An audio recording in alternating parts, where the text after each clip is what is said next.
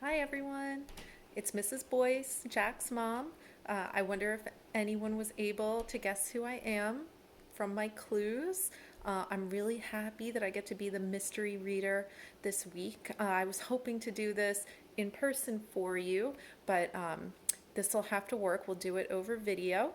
And the book that I have is part of a collection of stories. So it's from the Berenstain Bears Storybook Treasury.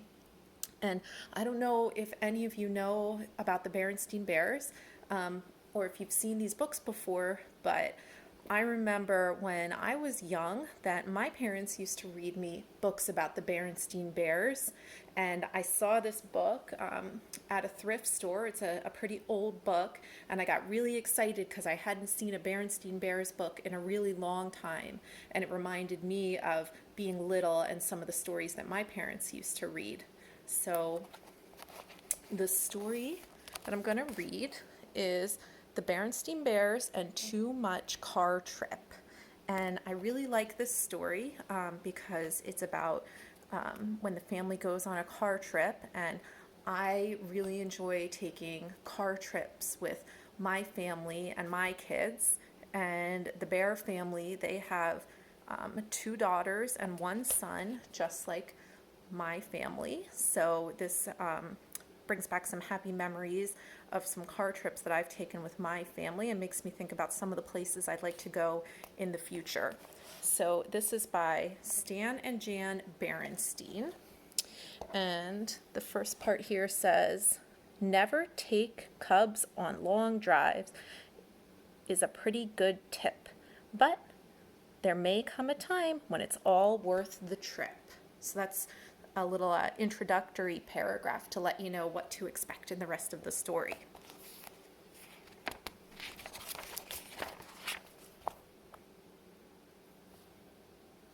Stan and Jan Berenstain.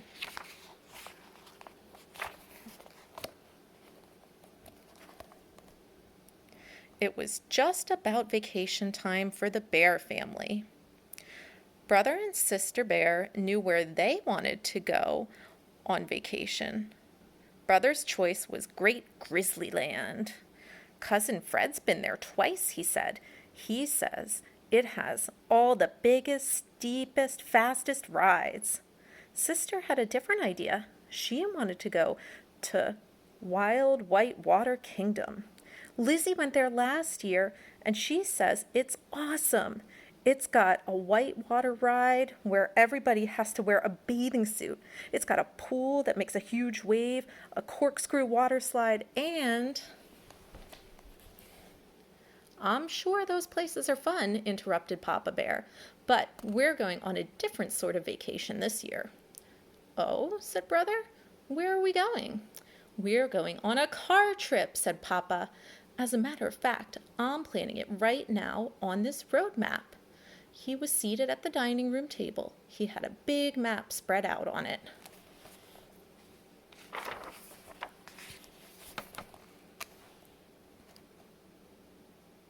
A car trip, said the cubs. That's what the cubs said. But that's not what they were thinking. What they were thinking was, oh no, not a car trip, not a long, boring car trip. A car trip to where? Asked Brother. Your mother and I have decided it's time for you two to see more of the country, said Papa. Sister was puzzled. What country is that? She asked. Papa looked up from the map. Why, Bear Country, of course, he said. What kind of vacation is that? Asked Brother. We can see Bear Country any old time. Yeah, said Sister. We can just look out the window. Besides, said Brother, what's there to see?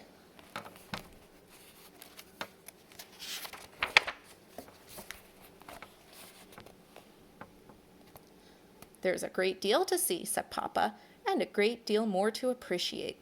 So why don't you just sit there beside me, and I'll show you where we're going on this map. They climbed up on chairs beside Papa and looked at the map. It didn't look like much of a vacation to the cubs. It looked like just what it was, a big, boring map.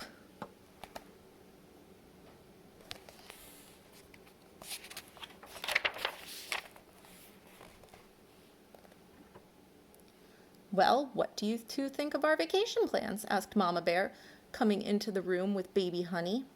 Is Honey coming with us on this car trip? Asked Sister. Goodness no, said Mama. She's not old enough to appreciate a trip like this. I've arranged for Honey to stay with Gramps and Gran while we're away.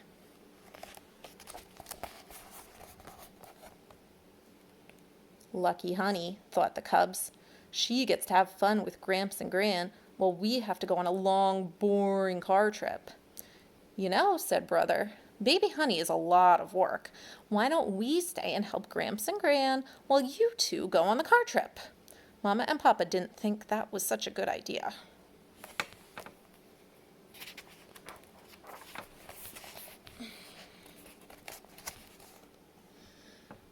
They packed up and left early the next morning.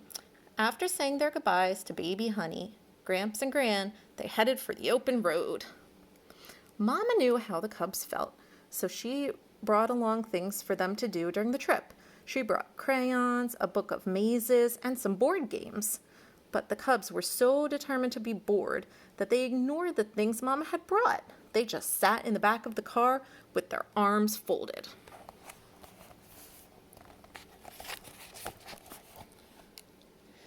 Since they were looking straight ahead, the cubs didn't notice that the country around them was changing. The trees were getting bigger and wilder. The land was getting craggier. They didn't even notice the wide blue sky filled with great white clouds sailing and skidding over the broad country.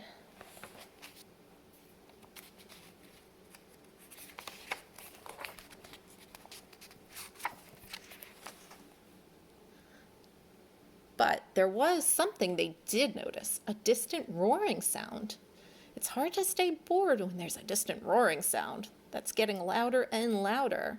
What's that roaring sound? Asked Brother. That's Honeymoon Falls, said Mama. It's where Papa and I spent our honeymoon. Just then they turned a corner, and there it was. Tons of water were pouring over a cliff and crashing into the river below.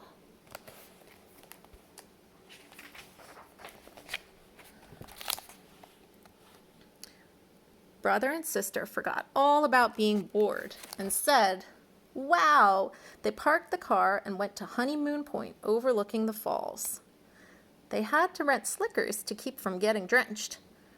"I bet they don't have anything like this at Wild White Water Kingdom," shouted Sister over the roar.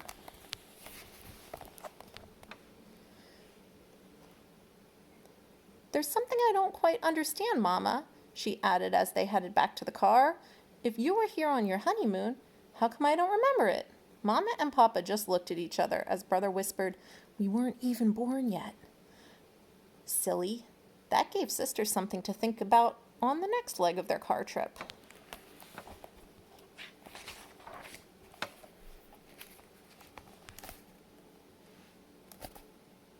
"Hey, look," shouted Brother. "Soldiers fighting. They're shooting at each other." "Nothing to worry about, son," said Papa. "They're just shooting blanks. They're reenactors." "Huh? What's reenactors?" asked Brother. "They're folks that act out important things that have happened a long time ago." "What are they reenacting?" asked Sister. Papa looked at the map. I'd say it's the Battle of Beetle Creek. See that stream? That's Beetle Creek." "Who was doing the fighting?" asked Brother. "Folks just like us," said Papa. "What were they fighting about?" asked Sister.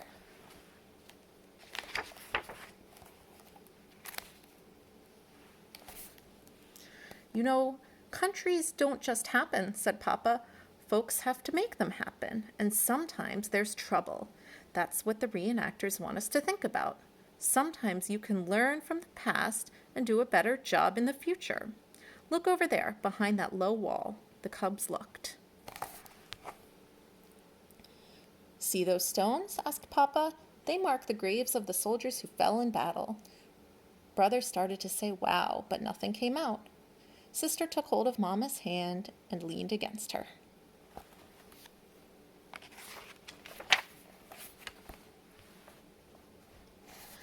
Back on the road, they went uphill for a long time. They passed a sign that said elevation 7,610 feet. What's that sign mean? Asked Brother. We're in the Great Grizzly Mountains, and that's how high we are, said Mama. That's when they turned a corner and found themselves looking down the steepest, narrowest, windingest road they had ever seen. The wind rushed past as they plunged down the mountain. Phew, said Brother when they got to the bottom. I bet they don't have anything like that at Great Grizzly Land. That's a pretty safe bet, said Papa.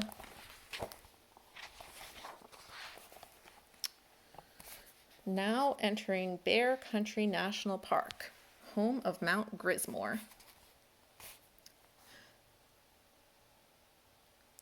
What's a national park, Mama? Asked Sister.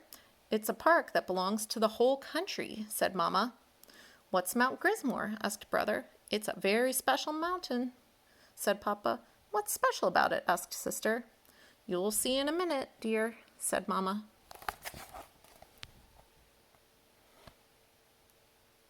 Mount Grismore came into view as they came out of a clump of trees, and it really was special.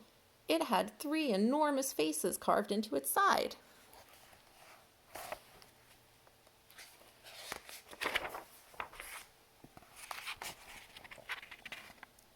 Who are they? Asked Brother from the observation area.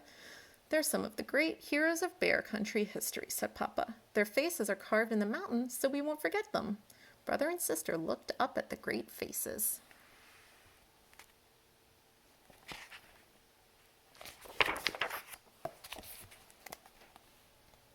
A picture came into Bear's mind's eye. It showed the 3 historic faces, but there was another one too.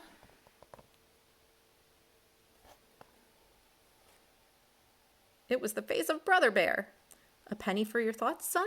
Said Papa. I was just thinking how this trip is a lot different from what I expected, he said.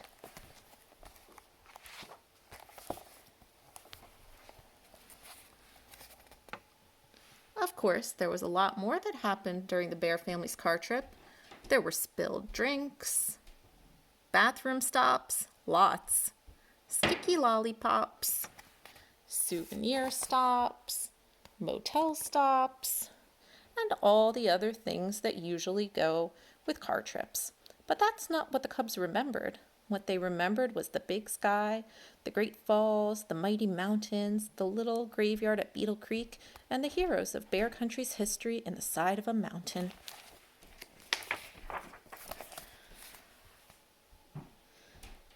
Baby Honey Bear was asleep when they picked her up at Gramps and Gran's and headed home.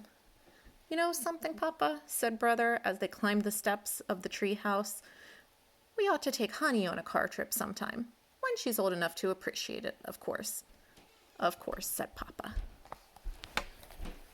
All right, that's the end.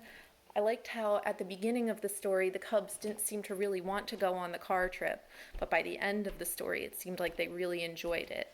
I hope you enjoyed hearing my story. Everyone have a great night and a nice weekend.